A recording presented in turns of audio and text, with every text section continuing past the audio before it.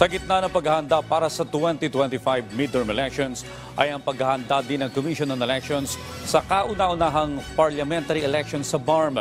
At kabilang sa kanilang tututukan ay ang hamon sa kapayapaan sa araw ng halalan. Si Luisa Erispe sa sentro ng balita. Sa magiging eleksyon ng Bangsamoro Autonomous Region for Muslim Mindanao sa susunod na taon, hindi lang isa, kundi dalawa ang magiging balota ng mga botante. Bukod kasi sa 2025 national at local elections, may isa pang halalan na gaganapin sa BARM sa May 12, 2025. Ito ay ang parliamentary elections o pagboto ng sariling political party at paghalal ng bagong chief minister ng rehiyon. Ang eleksyon na ito ay nakabase sa Bangsamoro Organic Law. Sabi ng pamunuan ng BARM, nakahanda na sila para sa makasaysayan at kauna-unahang parliamentary elections ng BARM. We already accept the reality na kailangan ng magkaroon ng election sa BARM. So kaya we are preparing all our yung lahat ng kailangan namin na i-prepare. Kaya lang, ang COMELEC aminadong may pangamba pa rin sa darating na eleksyon. Karaniwan kasi ang gulo sa BARM tuwing halalan.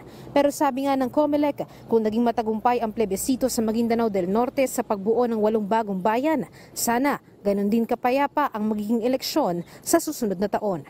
Ang challenge pa rin lagi at lagi pa rin, yung issue pa rin ng pera, issue pa rin ng armas, issue pa rin ng pananakot, issue pa rin ng, alam nyo kasi dito sa Bangsamoro, ang daming clan wars, yung Rido.